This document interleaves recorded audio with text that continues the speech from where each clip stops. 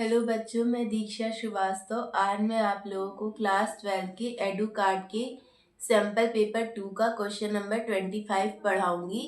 Question number 25 है, if a car travels from A 111 to B 250 and a truck moves from C 32 to D 1 - 6 - 1, then deduce if they are moving on the same straight root.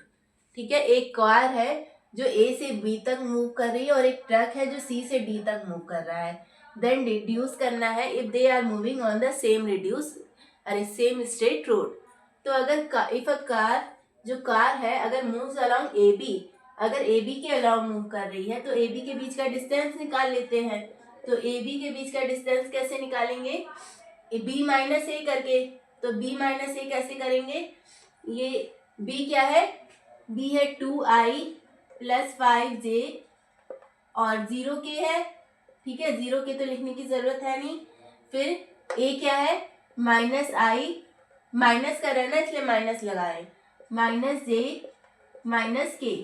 तो इसको subtract कर लेते हैं तो क्या आ जाएगा? i + 4j और यहाँ पे -k।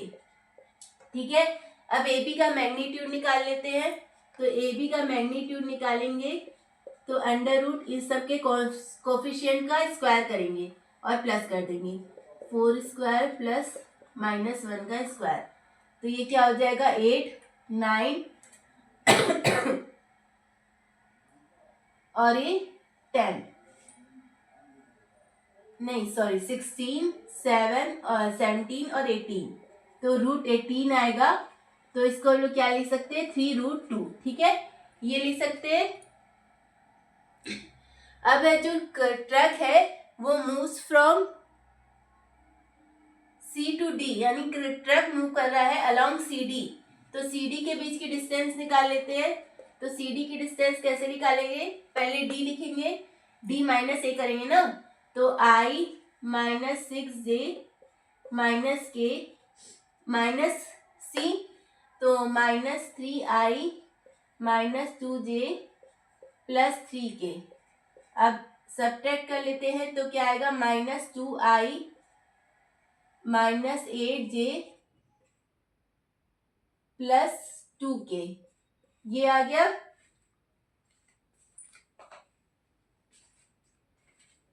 ठीक है,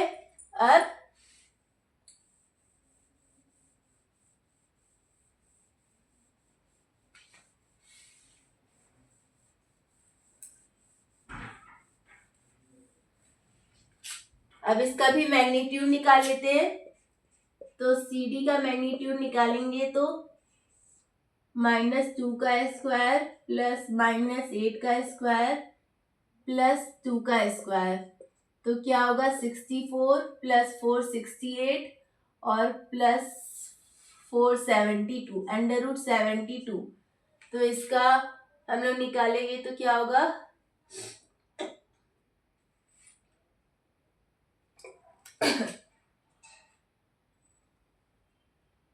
8 9 72 6√2। ठीक है, इसका आएगा 6√2। ठीक है, तो ये आ गया, ए बी आ गया, सी डी आ गया। अब हम लोग क्या कर लेते हैं? इन दोनों के बीच का एंगल निकाल लेते हैं। तो हमें पता चल जाएगा ये किस डायरेक्शन में मूव कर रही है। ठीक है, तो दोनों के बीच का एंगल कैसे निकालेंगे? कॉस थीटा क्या होता है? कॉस थीटा = होता है ए बी का, ए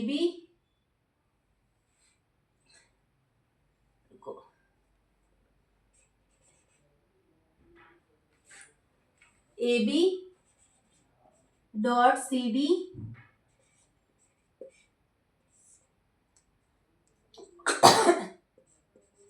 ए बी का मैग्नीट्यूड, सी डी का मैग्नीट्यूड, ये होता है कॉस थीटा। ठीक है, तो करते हैं।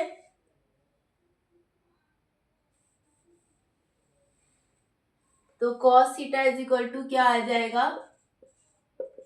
ए बी हमारा क्या है? i + 4j -k और सी डी क्या है?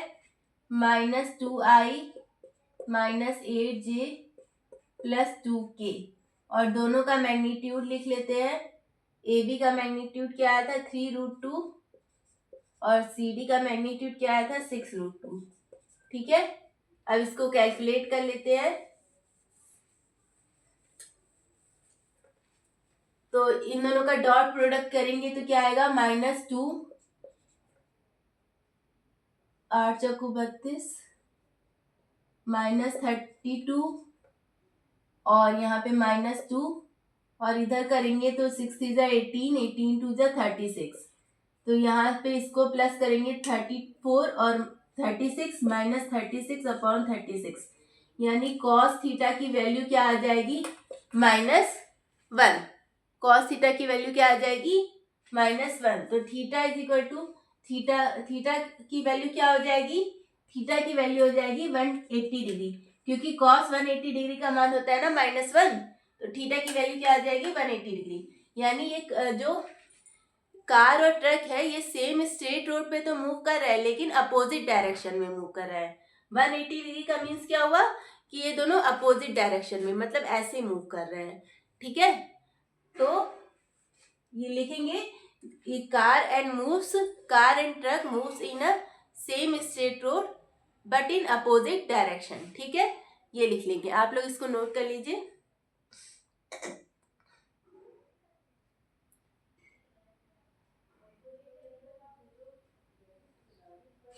तो अगर आप लोगों को मेरा वीडियो पसंद आता है तो प्लीज़ लाइक शेयर और सब्सक्राइब करें, और अगर आप लोग मेरे चैनल पर नए हैं तो ज़रूर से ज़रूर सब्सक्राइब करें और कमेंट करें। Thank you.